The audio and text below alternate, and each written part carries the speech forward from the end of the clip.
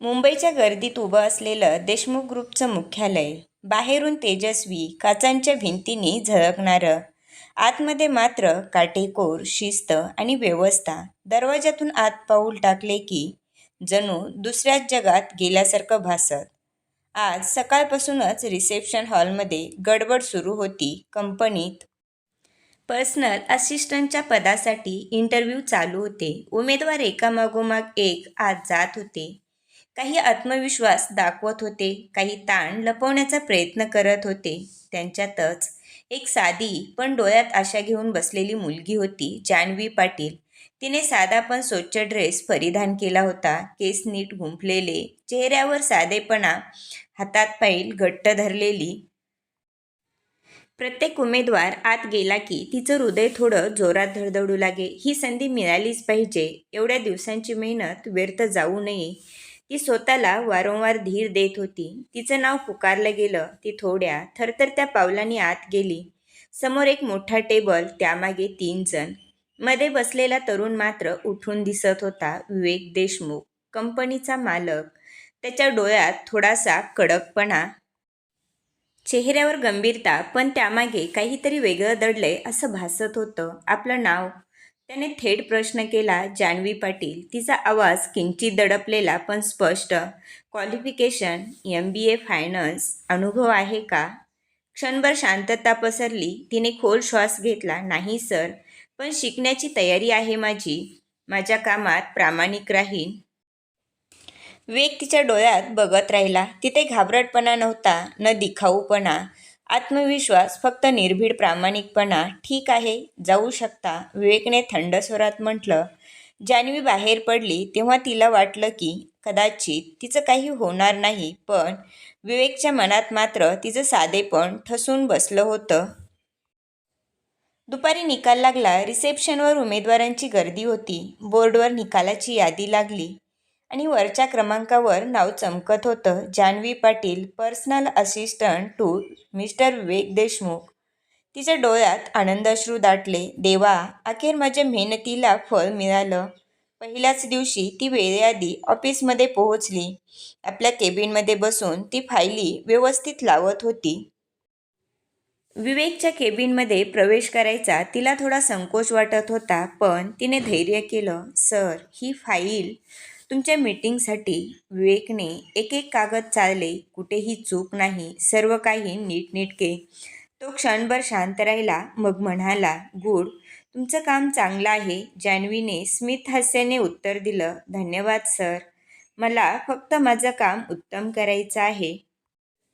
तो छोटासा संवाद विवेकच्या मनाला स्पर्शून गेला, ज्याच्यावर त्याला वर्षानुवर्ष विश्वास नव्हता.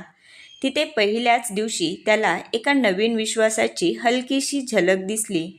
देशमुख ग्रुपच्या ऑफिसमध्ये प्रत्येक दिवस धावपळीचं असे. बोर्डरूममध्ये एकामागून एक मीटिंग, गुंतवणूकदारांना पटवून देण्यासाठी प्रेझेंटेशन, नवीन प्रोजेक्ट्सची आखणी, सगळं काही काटेकोर.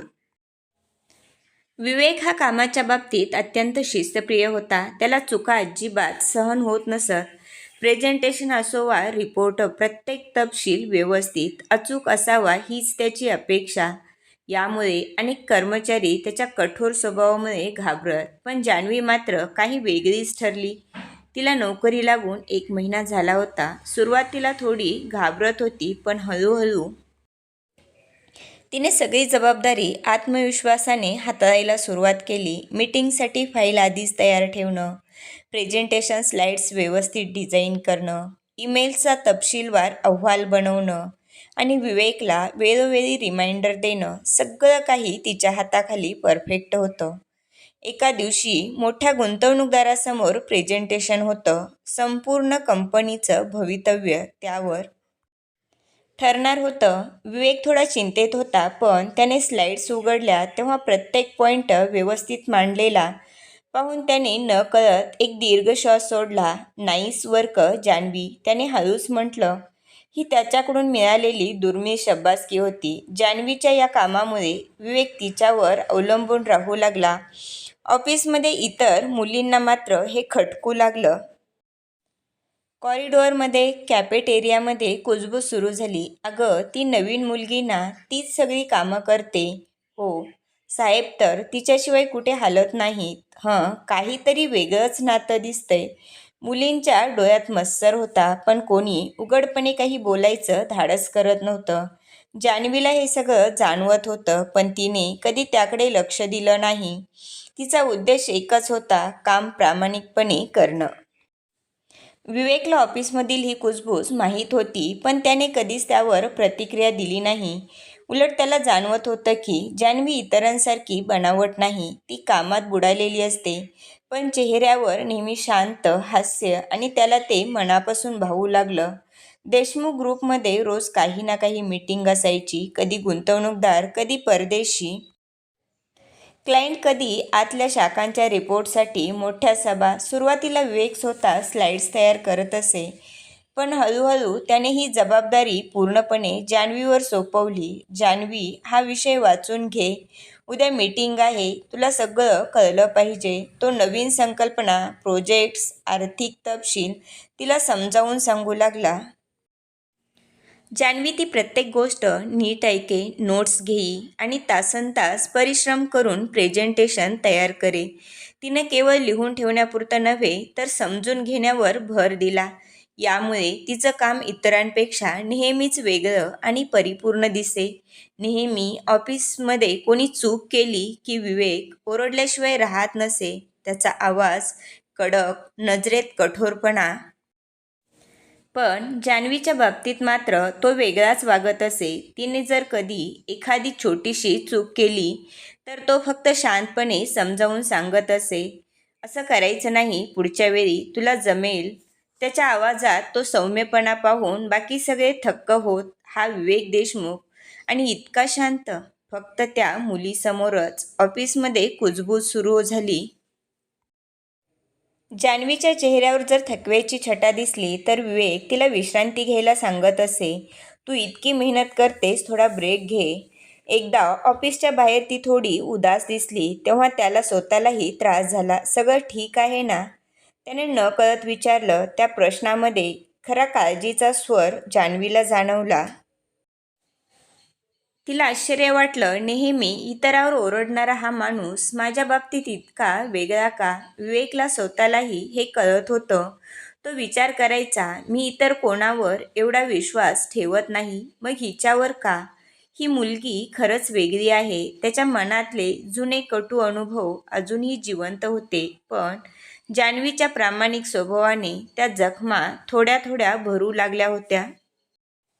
देशमुख ग्रुपमध्ये रोजचं कामकाज सुरळीत सुरू होतं, पण ऑफिसच्या कॉरिडॉरमध्ये, लिफ्टमध्ये, कॅन्टीनमध्ये एक नवा विषय चर्चेत यायला लागला होता. विवेक सर आणि त्यांची नवी पर्सनल असिस्टंट जान्हवी. बघितलंस का, सरांना किती जवळची झालीये, काय सांगू. इतर कुणाचं प्रेझेंटेशन इतकं नीट होत नाही. हो, सरांना हवी ती फाईल, हवी ती माहिती सगळं तिच्याकडे तयार असतं. नुसती हुशारी दाखवते. काही मुलींच्या नजरेतून उघडमत्सर झळकत होता. कोणी थेट तोंडावर काही बोलत नसलं तरी कटाक्ष, कुजबूज, टवाळ्या याचा सामना जान्हवीला करावा लागत होता. एकदा प्रेझेंटेशनसाठी सगळ्या सिनियर मॅनेजर्सची मीटिंग ठेवली होती. विवेकच्या उपस्थित जान्हवीने नीट फाईल्स वाटल्या, प्रोजेक्ट सेट केला आणि पॉईंट्स लावले. मीटिंग संपल्यावर सगळे बाहेर पडत होते, तेव्हाच मागून दोन मुली तिच्या कानावर मुद्दाम बोलल्या, काय मॅनेजमेंट बॉसला खुश ठेवायला जमलं की सगळी प्रगती झटपट होते. हो ग, नाहीतर नव्या मुलीला इतक्या लवकर एवढं महत्त्व कुठं मिळतंय.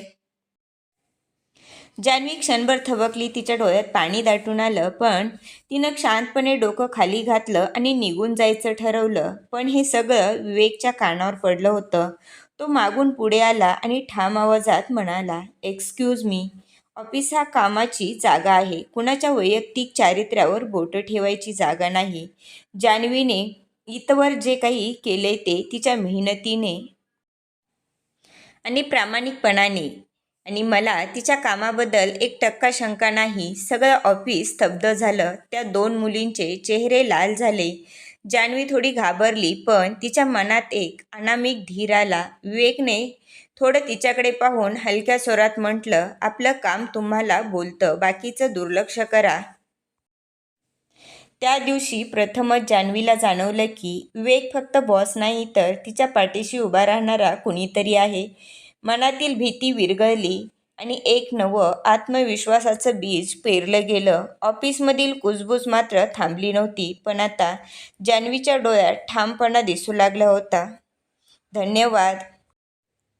व्हिडिओ आवडला तर व्हिडिओला लाईक करा, सबस्क्राईब करा आणि बाजूचे बेल आयकॉन प्रेस करा, म्हणजे नवीन व्हिडिओ आला की नोटिफिकेशन मिळेल.